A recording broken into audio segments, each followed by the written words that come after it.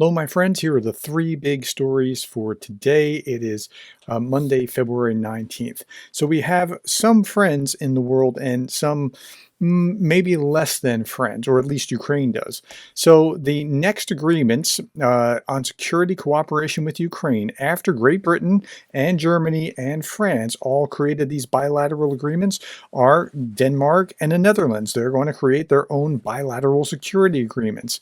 While they're doing that, India is profiting headlong and bolstering Kremlin revenues. The Kremlin has never been richer thanks to a U.S. strategic partner. Who's that? It's India. Russia is entering its third year of war in Ukraine with an unprecedented amount of cash in government coffers, bolstered by a record $37 billion of crude oil sales to India last year, according to new analysis, which concludes that some of the crude was refined by India and then exported to the United States as oil products with more than $1 billion.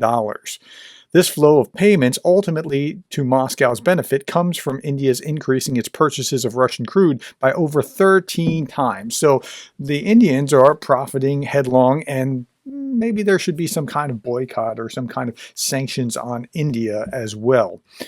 Okay, next, Trump supporters launched a fundraiser to pay for his fraud damages. So he lost his court case, and then it's a $354 million court judgment against Trump, and it's a civil, not criminal suit. So he's not going to jail. He just has to pay this fine.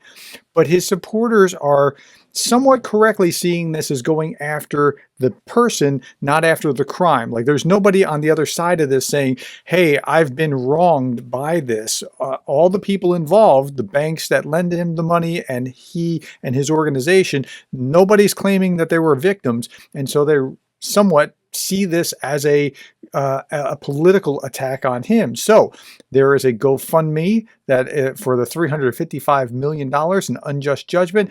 It's already up to $510,000, and it's because of that. And these judgments are only helping him. It's mind-numbing to see, but they're helping him. Next, RT's journalism training program launches international courses. So RT is launching an English language international online educational project for journalists, RT Academy. RT's international team will conduct master classes and share their expertise with aspiring beginner and experienced journalists alike. This first series of courses is open to journalists from member states of the Association of Southeast Asian Nations, ASEAN. So what they're going to do here is they're going to provide these journalists with easy plug-and-play courses or talking points or things. They'll actually teach them some journalism, but they'll probably also make it really easy to use RT material and teach them how to do the social media and that kind of thing related to propagating these messages.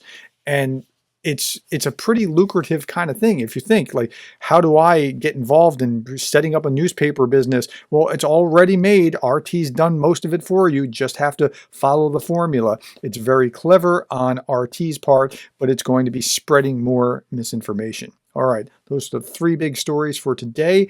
Thank you for your time. Thank you for the likes, the shares, the subscribes, and thank you for being the kind of person that cares about Ukraine.